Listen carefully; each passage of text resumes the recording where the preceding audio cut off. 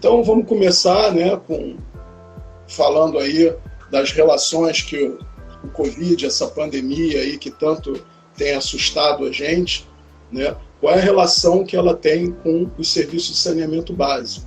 Tá? Então eu começo falando, depois passo a palavra para Beatriz e na sequência a gente começa o debate, né, e nesse momento que vocês podem também ser mais ativos com as perguntas. Então, eu gostaria de começar, né, falando um pouco sobre a definição do que é o saneamento básico. Eu acredito aqui que nossos espectadores, nem todo mundo cursa engenharia civil ou é engenheiro civil, né, a ponto de entender completamente qual é o sentido de saneamento básico. Mas o mais importante do que uma definição técnica é explicar para vocês que o saneamento básico ele está relacionado com melhorar as condições de saúde dos habitantes e evitando que fatores físicos que são nocivos eles possam prejudicar a qualidade de vida das pessoas, né? Então vocês imaginem que nós vivemos num ambiente, né, onde nos nossos domicílios, né, no nosso dia a dia, nós fazemos o consumo de água em todas as atividades que a gente possa imaginar, desde de beber, né, de preparação de alimentos, mas também para lavar roupa, para cultivar uma horta, para lavar roupa, para diversos fins. E também isso acaba por gerar uma água servida, que a gente chama também de esgoto. E esse esgoto a gente quer afastá-lo da nossa convivência. Por quê? Porque a gente não tem a garantia de que essa água, uma vez utilizada, que ela está livre de qualquer poluente ou contaminante.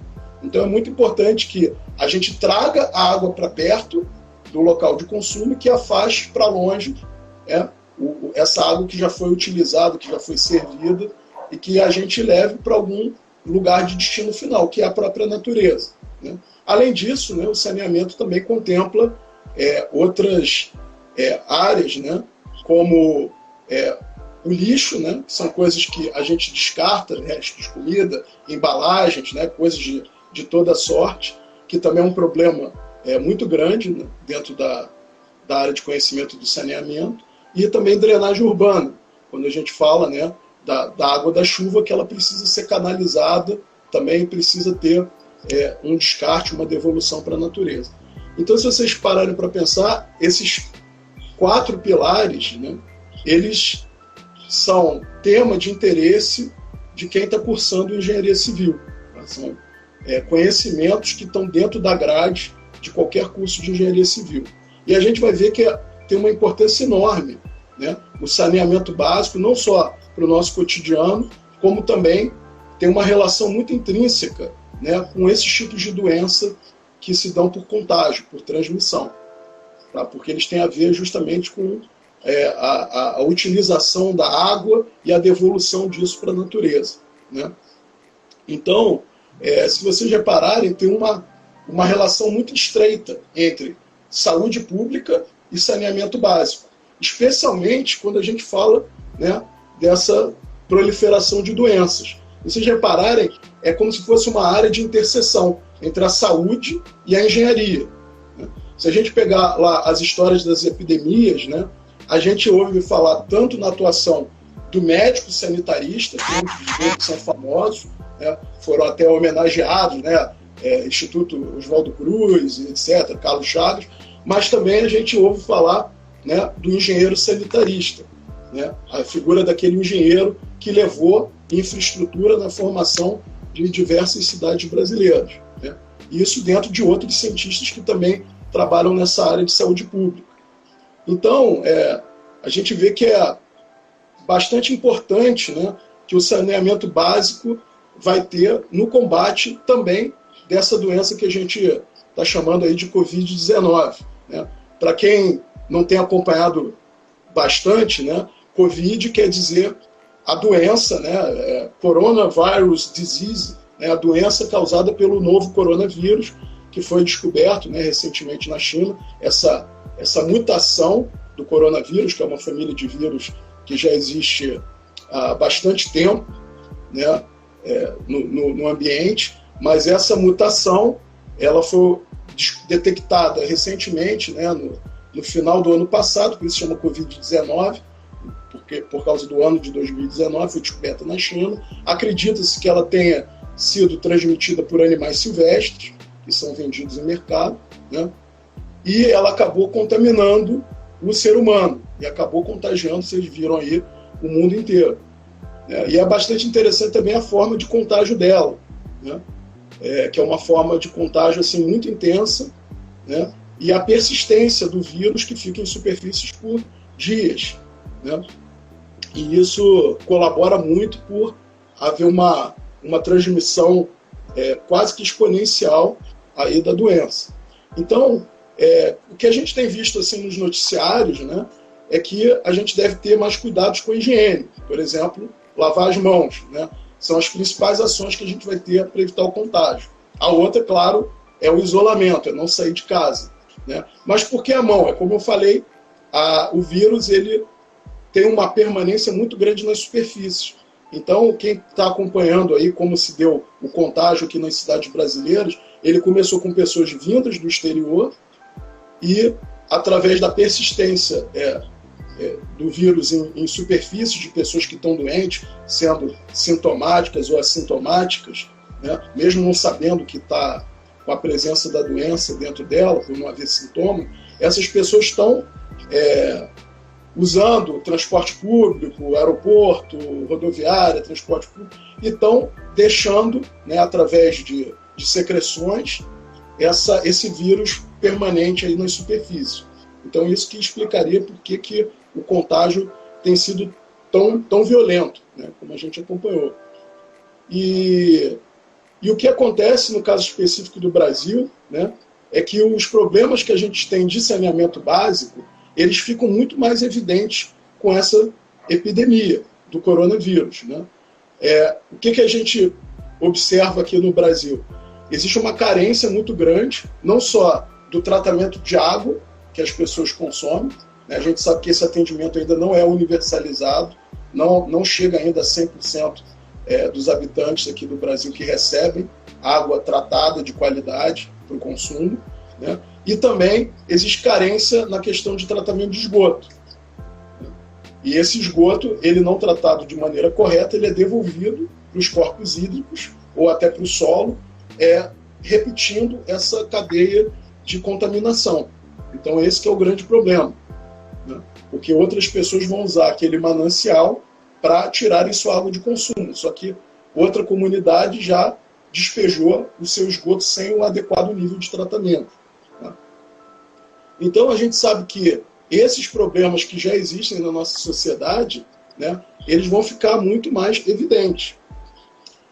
E não só na questão do coronavírus, né, que é a doença que a gente só está falando nela atualmente, mas também essa lacuna de saneamento básico, de questão de água, de esgoto, ela também está relacionada a outras diversas doenças de veiculação hídrica, como, por exemplo, doenças gastrointestinais, né, a febre amarela, a dengue, a leptospirose, a malária, a esquistossomose, né, entre muitas outras doenças.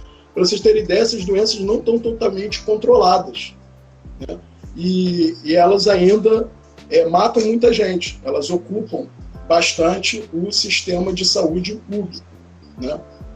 Então, outra coisa que eu queria falar com vocês é apresentar alguns dados, né, sobre o saneamento no Brasil, para poder explicar como esse problema interage, né, com a disseminação de qualquer tipo de doença de veiculação hídrica.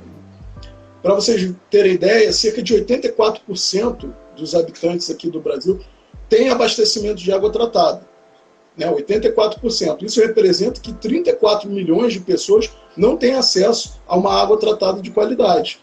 Isso a gente está falando, né, são 34 milhões de habitantes, que é a população do Canadá, ou a população do estado de São Paulo.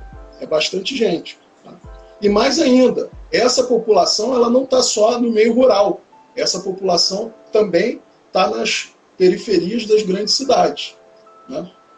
E quando a gente vai para a situação do esgoto, ela é ainda pior. Por quê? Apenas 53% dos esgotos gerados são coletados, né?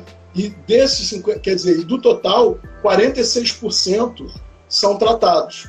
Ou seja, mais ou menos aí 53%, 46%, a gente está falando que metade dos brasileiros tem coleta e tratamento de esgoto e a outra metade simplesmente não tem.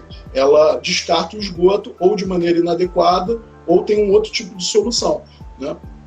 E, além disso, a distribuição brasileira nas regiões geográficas, né, ela também é bastante desigual, porque as regiões com maior atendimento são a Centro-Oeste, que tem 53,9% de atendimento, a Sudeste, com 50,1%, seguidos pela região Sul, com 45,4%, o Nordeste, com 36,21%, e o Norte, com 21,7%.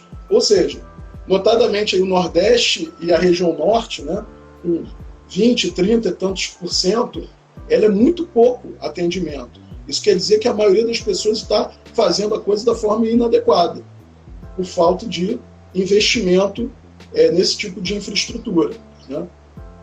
Outro dado que a gente pode ver é que, se a gente considerar as 100 maiores municípios brasileiros, né, apenas 21 desses 100 municípios tratam acima de 80% os esgotos gerados.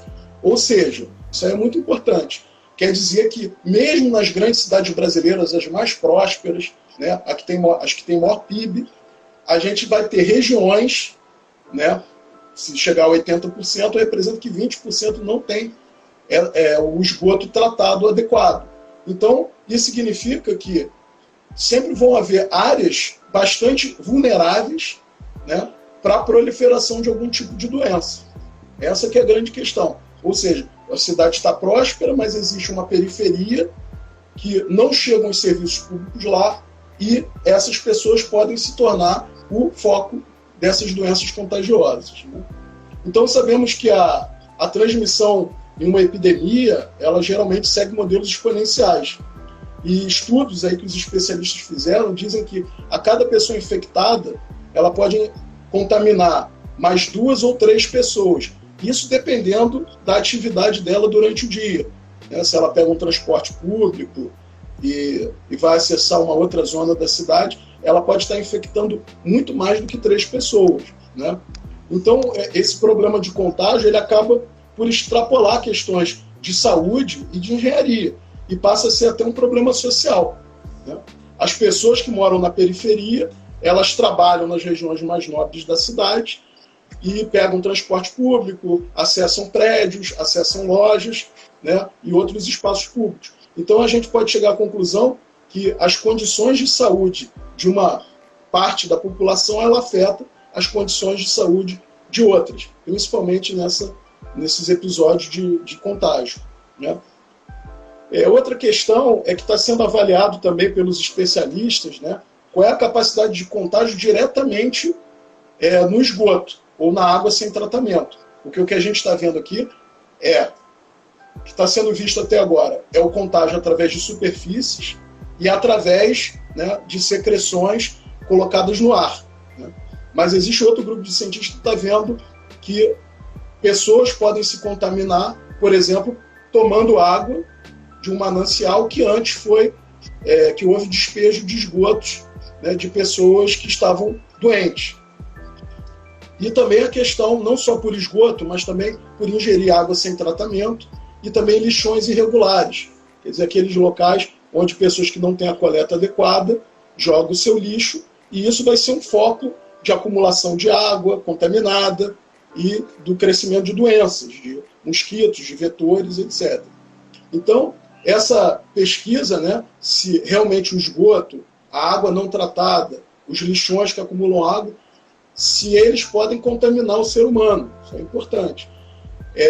E eles já fizeram esses estudos com outro vírus, por exemplo, o coronavírus que causava SARS. Isso foi já analisado, tá? E nessa pesquisa com o antigo SARS, chegou-se à conclusão que é possível a contaminação pelo esgoto e pela água não tratada, tá? A persistência desse novo coronavírus, ela pode chegar de 3 a 17 dias nas urinas e nas fezes. Ou seja, ele tem uma permanência muito grande, né? Até maior do que nas superfícies de vidro, de metal e etc. Mas tem uma boa notícia nisso tudo. A boa notícia é que para desinfectar essa água, né, os processos de desinfecção para eliminar esse coronavírus, eles têm sucesso com uma baixa concentração de cloro, né, na casa de 0,5 miligramas por litro, o que equivale a muito menos do que no processo de desinfecção quando a água está contaminada com Escherichia coli, né, que é um indicador de outras doenças de veiculação hídrica. Então isso aí é uma boa notícia, né, digamos assim, a facilidade de desinfecção dessa água, mas é importante tratar, né? A gente volta a repetir que existem populações que fazem tratamento zero da água, elas pegam a água tal qual como encontram na natureza. Também na terça-feira, dia 28 de abril, nessa semana, foi publicado que a Fiocruz detectou esse novo coronavírus em 5 pontos dos 12 pontos que ela coletou na rede de esgotos da cidade de Niterói, no Rio de Janeiro. Então isso é importante, que a gente vê que uma renomada, né, instituição de pesquisa, ela está acompanhando, né, essa possibilidade de contaminação através dos esgotos e da água não tratada. E uma coisa interessante é que, com o aumento do número de pessoas infectadas, a carga viral presente nos rios, os rios que inclusive abastecem a água que chega na nossa torneira, essa carga viral vai aumentando. E no que ela aumenta, né, o risco de contaminação dessas pessoas que vão utilizar essa água, repito, sem tratamento, ela também aumenta bastante. Tá? E aí vocês devem perguntar para mim, poxa, mas o que pode ser feito, né, para a prevenção dessa contaminação, né, pela água, pelo esgoto, nas áreas mais vulneráveis? Aí os especialistas, eles dão algumas orientações. A primeira é o que a Fiocruz já está fazendo, que é o monitoramento dos esgotos para detectar a presença do SARS-CoV-2, né? Verificar como é que está essa evolução, como é que está esse andamento, em que pontos da rede de esgoto essa carga viral está maior, e etc. Se tem alguém consumindo, né, algum manancial que receba despejo de esgoto que vem daquela estação, e etc. A segunda forma seria fazer campanhas educativas, tanto de higienização pessoal quanto ambiental, usando desinfectantes assim muito simples, como o hipoclorito de sódio, água sanitária, né? Então isso é muito importante, a informação, o conhecimento, ele é bastante importante no combate a esse tipo de doença. E também disponibilizar métodos simplificados para tratamento e desinfecção de água, para quem não tem, quem não conta, né, com um sistema de tratamento de água. Então a OMS, ela reforça, né, que o saneamento básico ele é essencial para a proteção humana. E que a pandemia, especialmente agora que a gente está na pandemia do Covid-19, e além desse cuidado individual, né, que eles aconselham de lavar as mãos principalmente, a OMS fala que é importante assegurar o tratamento da água e do esgoto, para que se elimine a contaminação nesses meios. Tá? Porque eles vão persistir na água servida que está sendo devolvida à natureza. Bom, agora eu queria falar um pouco também com vocês, né, sobre o impacto do isolamento provocado pela Covid, né, no setor de saneamento. Porque a gente sabe, né, que é um setor, né, que conta com empresas, né, de tratamento de água, de tratamento de esgoto, que são indispensáveis, são serviços de utilidade pública, né, que muitos dos nossos colegas engenheiros civis trabalham, né, nesse setor econômico. E é claro que toda essa paralisação que foi gerada, né, fruto do isolamento, fruto do combate ao Covid, ela vai afetar diretamente esse setor da economia, né? Então, assim, para falar como o setor de saneamento básico pode ser afetado, eu primeiro vou falar rapidamente de uma retrospectiva do que tem acontecido no saneamento nos últimos anos. Então, se vocês repararem, desde 2003, né, até mais ou menos 2015, o gasto público em saneamento básico ele aumentou bastante, para justamente ampliar o atendimento da questão da coleta e do tratamento de esgotos e do tratamento de água, da coleta de resíduos sólidos e destinação final, né? E isso aconteceu, né, até idos de 2015, quando veio a crise econômica que se instalou no Brasil. Para fazer essa universalização do saneamento básico no Brasil inteiro, foi calculado, estimado, entre 600 e 700 bilhões de reais. Né?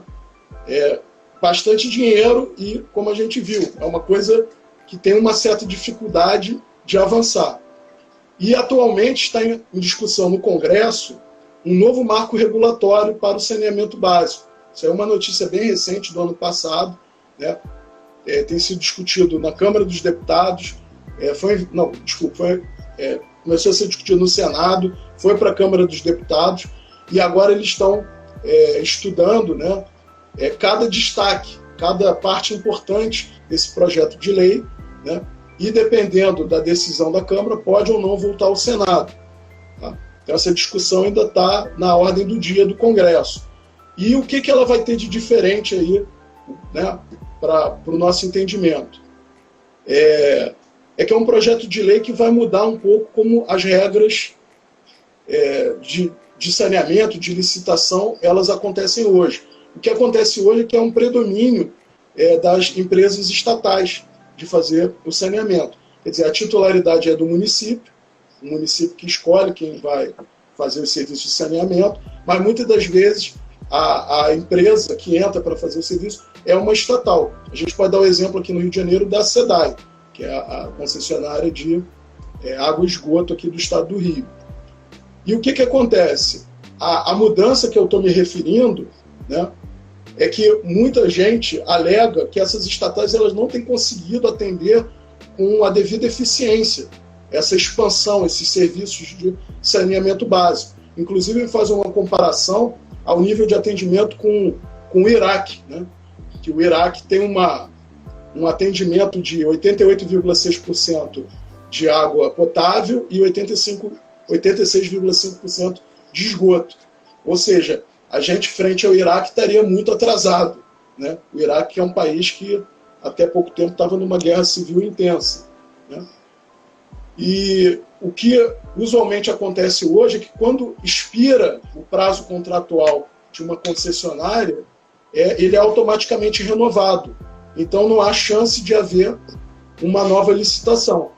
E o que vai alterar no projeto de lei é que, havendo novas licitações, à medida que acaba o prazo de uma certa concessionária, se ela não estiver atendendo, né, aos planos de expansão, poderia haver uma licitação e entrar empresas privadas para também concorrer, né, nessa licitação.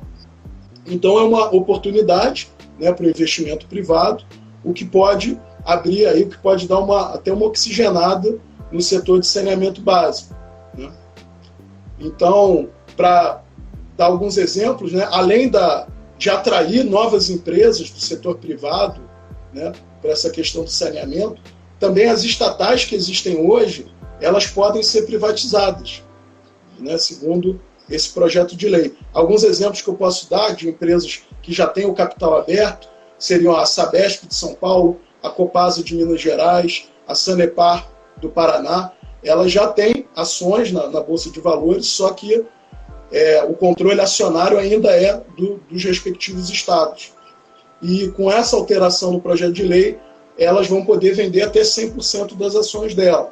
A gente também está acompanhando a privatização da SEDAI, como condição até para ajuda federal ao estado do Rio de Janeiro. Então, gente, isso aí é um negoção. Né? Quem estuda isso, né, afirma que a taxa interna de retorno, né, o payback do setor de saneamento, está estimado aí na casa de 9,5% ao ano. Ou seja, ela está muito longe de ser inviável, né, que algumas pessoas dizem que é um setor que não é tão lucrativo. Para vocês fazerem uma comparação, a taxa Selic hoje está prevista, né, para ser 3,75% no ano. Então, é um investimento que tem uma taxa de retorno muito superior aí à taxa básica de juros. Então, gente, esse isolamento decretado aí pelos governos, eles impuseram, né, de certo, uma redução drástica na atividade econômica, e isso atingiu também às próprias concessionárias de água e esgoto. Por quê? Com a redução da atividade econômica, também houve a redução de demanda por esses serviços e, com isso, a redução do faturamento. Então, essas empresas elas estão passando por alguns problemas, né? Que, ao mesmo tempo, ela está mantendo toda a estrutura empresarial que ela tem, a nível de funcionários, a energia que ela consome nos processos, estoque de produtos químicos e etc., mas com essa redução, né, de arrecadação. E também ela teve dificuldades, né, elas têm tido dificuldades de implementar trabalho à distância, que muitas atividades são operacionais, né, e necessitam da presença dos funcionários. Então, além de tudo isso, a gente ainda viu outras questões até de ordem jurídica que foram colocadas pela situação, que é a suspensão do pagamento das tarifas, né, que o governo impôs às concessionárias. Também, além da suspensão do pagamento, parcelamento da tarifa de água e esgoto. Isso também vai gerar uma redução no caixa dessas empresas. Elas estão tendo restrições de atividade de campo, né, de pessoas, funcionários, né, que possam fazer leitura de hidrômetro, fazer pequenos reparos, rastrear onde está o desperdício nas redes, e até o cumprimento das metas físicas, né. Muitas empresas têm esse plano de expansão da rede de água e esgoto e não estão podendo, né, por causa dessa série de restrições que está acontecendo durante a pandemia. E mesmo após a pandemia, né, os problemas econômicos que essas empresas vão ter vão colocar em xeque, né, esse atendimento da questão da expansão da rede de água e de esgoto. Então, assim, só para concluir essa primeira parte, a gente sabe que doenças de caráter assim, epidemiológico, ela tem uma relação bastante profunda, tanto com o saneamento básico quanto com a higiene da população, né? Além dos profissionais de ciências e da saúde, os engenheiros também desempenham um papel importante, né? Não só conhecendo as tecnologias de tratamento de água, de esgoto, de coleta de resíduos, mas também implementando, né, essas obras. E a gente sabe que o aumento do atendimento, né, ao saneamento básico, ele é responsável por prevenir não só a doença Covid-19, mas também outras doenças de veiculação hídrica. E isso vai acarretar em redução das despesas em saúde pública, né, de atendimento nos hospitais da rede pública.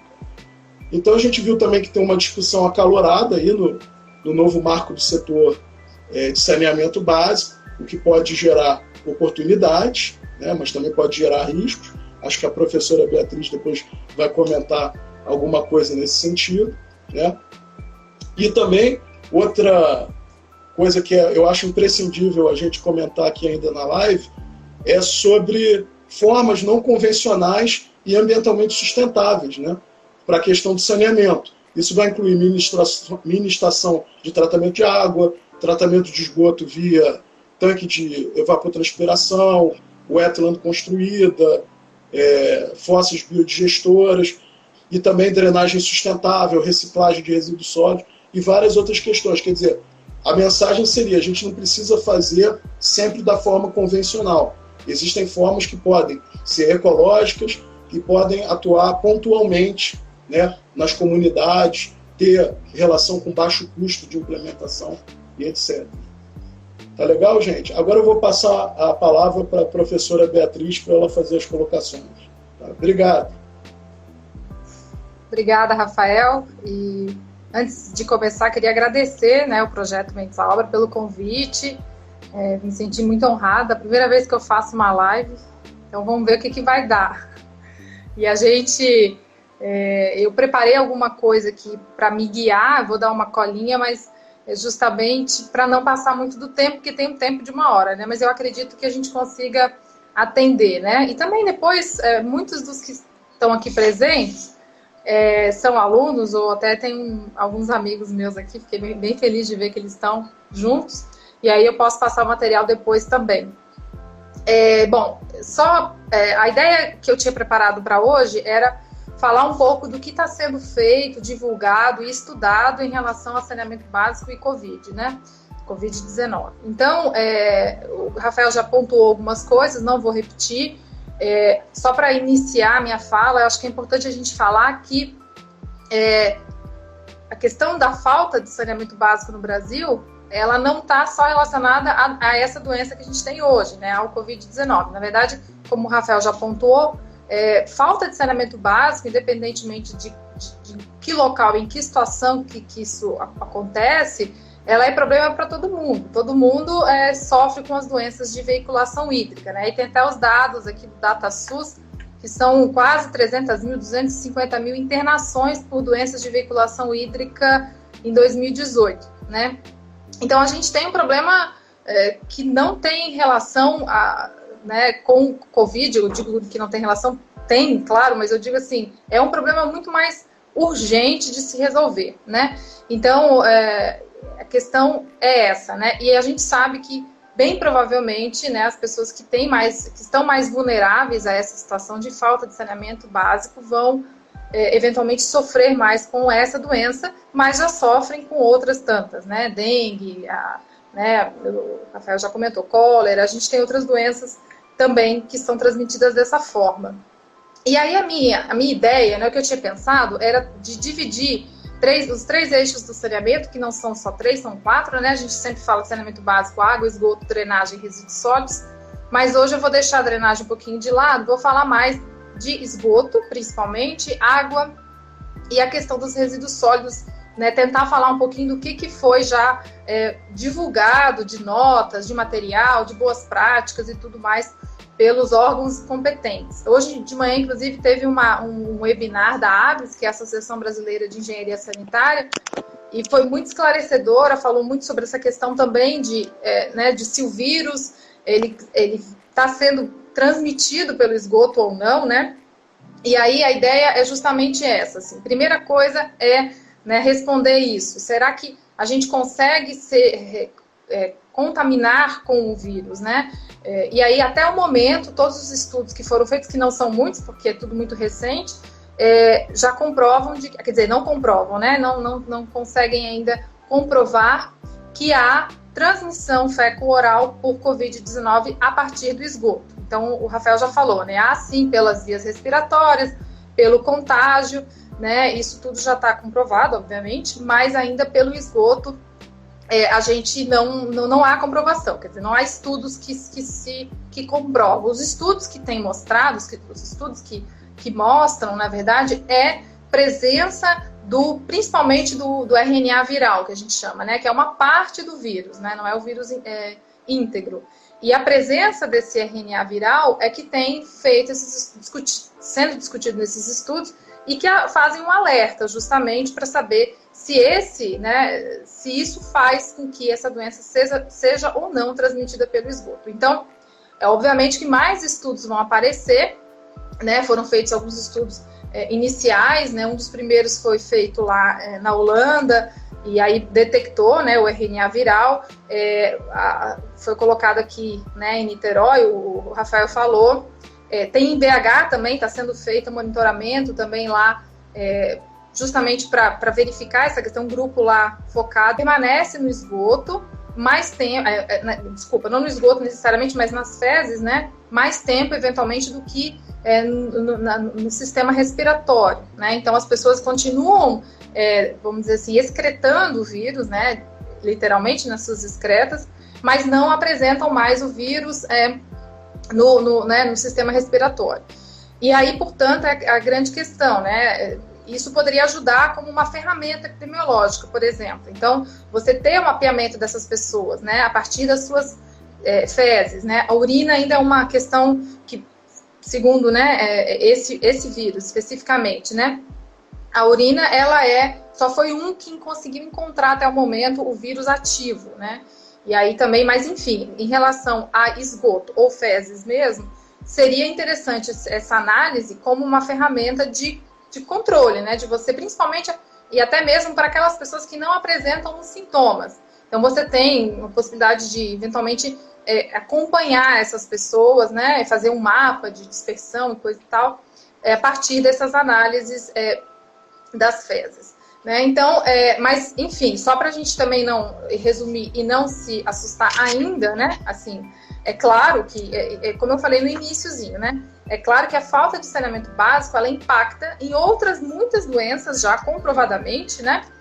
E essa pode ser que sim também, não se tem ainda a comprovação disso, mas, portanto, né, falta de saneamento básico não é legal para qualquer tipo de doença. Então, é isso que a gente precisa entender.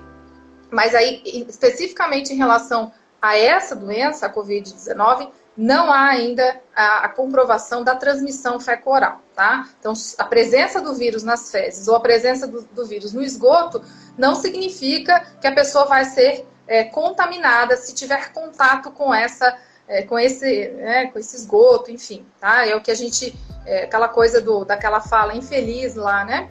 Do presidente que fala que o brasileiro nasceu no esgoto e está acostumado. Não está, e não tem a ver nem com Covid, tem a ver com outras inúmeras doenças que existem, que são transmitidas por veiculação hídrica, ou como vetor, no caso da dengue, ou diretamente por contágio, ou por ingestão.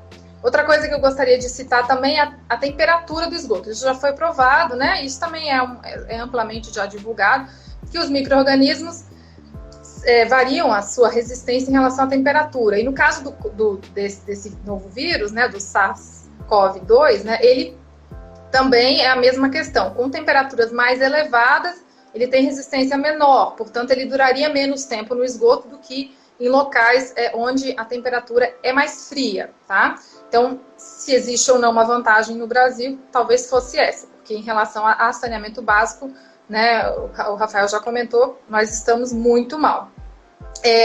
E aí, na verdade, só para essa questão do esgoto em si, que é importante a gente citar, é de que, e acho que isso também cabe, né, hoje falar, apesar de talvez a maioria que está aqui hoje não trabalha diretamente com sistema de esgoto, nem na ETE, nem na rede coletora, mas é importante a gente frisar de que para esses profissionais o cuidado tem que ser tomado um pouco mais, apesar de ainda não ter sido comprovado, mas a gente tem, como o Rafael já falou, os outros vírus, né, o que causou o SARS, né, que foi também que também se espalhou, né, pelo mundo. Então a gente tem já para outros vírus estudos mais aprofundados, para esse ainda não.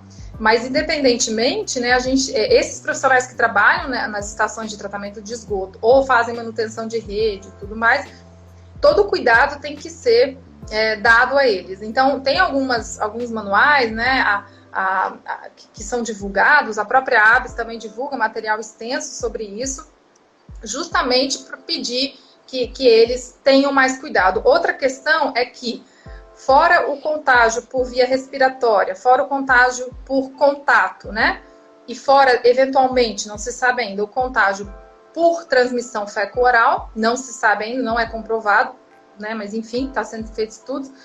Existem também possibilidades de contágio via aerossóis, né, o esgoto, ele dispersa, né, alguns aerossóis no ar e que podem, eventualmente, as pessoas se contaminarem, e dentre elas, né, as pessoas que trabalham com o esgoto, tá? Então, as boas práticas para esse pessoal que trabalha diretamente, né, na questão das estações e rede coletora, enfim, tem que ser redobrado, né, e tem que ter muito cuidado. Eu vou, antes de fechar o assunto de saneamento, e vou já responder uma pergunta que o Leandro fez, mas também porque eu já iria falar disso. Ele falou que as pessoas na quarentena estão produzindo a mesma quantidade de esgoto, né? E depois eu vou falar disso lá em resíduos sólidos também. Essa questão de se aumentou ou diminuiu, realmente, assim, é interessante, porque nas residências, onde como todo mundo está, todo mundo, né, deveria estar, né, quem pode, obviamente, estar nas suas residências, há um aumento efetivamente de esgoto produzido nas residências. Então, por exemplo, tenho até um colega que trabalha na Petrobras aqui, de Macaé, que a base da Petrobras não está funcionando e tem uma ETE na base. Então, ele está tendo um problema seríssimo de resolver, porque as pessoas não vão para o trabalho, não geram carga orgânica, né, não vão para o banheiro e, portanto, a ETE não consegue funcionar sem carga orgânica. Então, depende de de como isso está, em que posição que isso está acontecendo, pode ser ruim, né? Quer dizer, pode ter pouca carga orgânica, porque não está sendo mandado. Isso vai acontecer muito em shoppings, em empresas que possuem suas próprias estações. E as estações que recebem esgoto doméstico, né? Elas provavelmente, eu não pesquisei nada que mostrasse em valores isso, mas bem provavelmente elas estão aumentando a chegada de esgoto, assim como também está havendo uma maior demanda por água, né? Porque a gente, além da gente estar em casa consumindo mais água, a gente também está, pelo menos é uma realidade da grande maioria, né? Que tem água chegando nas suas casas. A gente está consumindo mais água porque está lavando muito mais as coisas. Então, aí para fechar o assunto de resíduos sólidos, de esgoto, né? Eu vou passar agora para resíduos sólidos e aí depois acho que vai dar tempo para algumas perguntas. Mas eu acho que mais ou menos era isso que eu tinha para falar de esgoto, né? Aí, com relação a resíduos sólidos, né? A gente também enfrenta problemas, porque alguns problemas, né? Com relação à geração de resíduos sólidos, né? Então, existe duas, na verdade, pesquisas que já saíram. Uma foi feita pela ABS e que identificou redução de 10% a 22% da geração, coleta, né? Geração quer dizer, coletou menos resíduos sólidos em algumas capitais que foram analisadas do Brasil. Algumas tiveram redução maior, de 22%, se eu não me engano, BH, outras menor. Mas isso a gente também acha contraditório, porque eu, por exemplo, quem está em casa todos os dias, o dia todo, está gerando muito mais resíduos, né? Então tem uma outra pesquisa, foi feita no Recife, e essa saiu hoje, inclusive eu vi hoje, em que houve também redução de 15% no lixo coletado, só que daí ele fala do resíduo domiciliar. E aí entra no resíduo domiciliar resíduos de shoppings, de comércio, né? Então, assim, é evidente que esses estabelecimentos reduziram ou quase que zeraram o seu consumo, a sua geração de resíduos, né? Porque eu não acredito que as pessoas em casa estão gerando menos resíduos. Talvez até um pouco mais, que a gente está descartando muita coisa, né? Às vezes que poderia, talvez, reutilizar, enfim. Né? Então, esse é um ponto interessante. Tem também um colega que trabalha na empresa de limpeza pública lá de Florianópolis, que logo no início da quarentena mandou um e-mail para um grupo que a gente tem, justamente discutindo essas questões de resíduos, e ele pontuou algo interessante, que não sei como está lá agora, não sei como está isso no Brasil, mas acho legal a reflexão, que aqui as pessoas estão colocando muito lixo, que não é lixo nem reciclável, nem sei lá, um imóvel, né, alguma coisa, porque elas estão fazendo faxina dentro de casa, então estão decorando, estão limpando, e estão colocando esses resíduos para coleta, né? Então isso é um problema também. A gente acha que o problema do nosso lixo se resolve quando eu vou lá na lixeira e jogo, né? Mas dali para frente, né? E aí, bom, e aí a questão também que eu acho legal de falar, a Monique me distraiu aqui falando que está comendo muito, porque não está, né, Monique? Está todo mundo comendo mais. Ainda mais, às vezes pede comida de fora e joga tudo no lixo. Aí, o que é interessante a gente falar também, acho que como um dos últimos assuntos dos resíduos sólidos, é a coleta seletiva, né? Porque enquanto que os municípios, né, tentam manter, até talvez com mais assiduidade, não sei como que é nos outros. Aqui em Macaé eu não ouvi falar muito, mas eu li alguns textos sobre outros municípios que têm cuidado em fazer uma coleta mais assídua, para que os lixos não fiquem acumulados, e aí sejam, obviamente, pontos de contágio. Mas o problema não é o resíduo que a gente chama de lixo comum, né? Resíduo domiciliar, ou esse que vai para o aterro sanitário. A questão maior acaba sendo o lixo reciclável, onde há coleta seletiva. Então, a coleta seletiva no Brasil, ela foi suspensa, quer dizer, claro que cada município e cada cooperativa acaba, às vezes, né, seguindo um pouco o seu ritmo e tal, as suas decisões, mas de modo geral, né, inclusive no que a gente chama no Movimento Nacional dos Catadores de Materiais Recicláveis, né, eles no site lá falam muito sobre isso, né, e aí, justamente, eles estão até com link para doação, link não, né? Mas os dados para doação, porque os catadores de recicláveis estão sendo, assim, é um problema social muito grave, né? A gente poderia ficar aqui muito tempo discutindo, mas eu acho importante a gente se atentar para isso e de que não está havendo, na maioria das cidades do Brasil, coleta seletiva. Portanto, essas pessoas não estão tendo seus recursos, né? Elas não estão, ou porque elas não conseguem coletar, porque a prefeitura proibiu, porque a cooperativa está fechada, ou porque para quem elas vendem, né, o resíduo que elas vendem, não também está aceitando, porque também está fechado. Então, assim, aí tem as dúvidas, né? O que eu faço com o meu resíduo reciclável? Eu armazeno ele? Eu não armazeno ele, né? Porque, como o Rafael já comentou, existe um tempo para o vírus ficar ativo, né? E depende do material, né? Mas, assim, vamos dizer, se você deixar uma semana o seu resíduo reciclável num canto lá, né, isolado, não haveria problema de contaminação, né? A questão é que não é só simples de se resolver, porque é bom saber se a cidade está tendo coleta seletiva, se você não vai colocar o seu lixo lá e tudo ser levado, né, para o aterro, todo misturado, enfim, né? A ABRELP, que é a Associação Brasileira de Empresas de Limpeza Pública, ela também mandou, né, divulgou, aliás, um material de boas práticas, principalmente, né, no geral, mas assim, é interessante destacar para pessoas que estão de fato com a doença. Então, eu tenho a doença, eu tenho que tomar um monte de precauções, inclusive na hora de eu descartar o meu resíduo, né? Então, eles salientam que é bom colocar em 2 sacos e cuidar para não tocar no de fora, só jogar o lixo dentro do saco na hora de colocar para a rua, usar 2 sacos e tentar, né? E aí o Leandro até comentou agora, é bom que eu também, senão eu ia me esquecer, acho que a Monique também perguntou sobre a questão das máscaras. Eles pedem justamente isso, que não se jogue máscaras, que não se jogue esse tipo de material no resíduo, né, no lixo. É claro que não tem como, às vezes a gente tem, mas aí fazer o máximo cuidado, ter o máximo cuidado, né,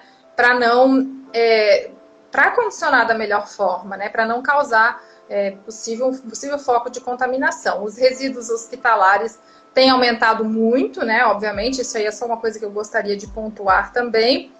E aí eu acho que com relação a resíduos sólidos, eu acho que era isso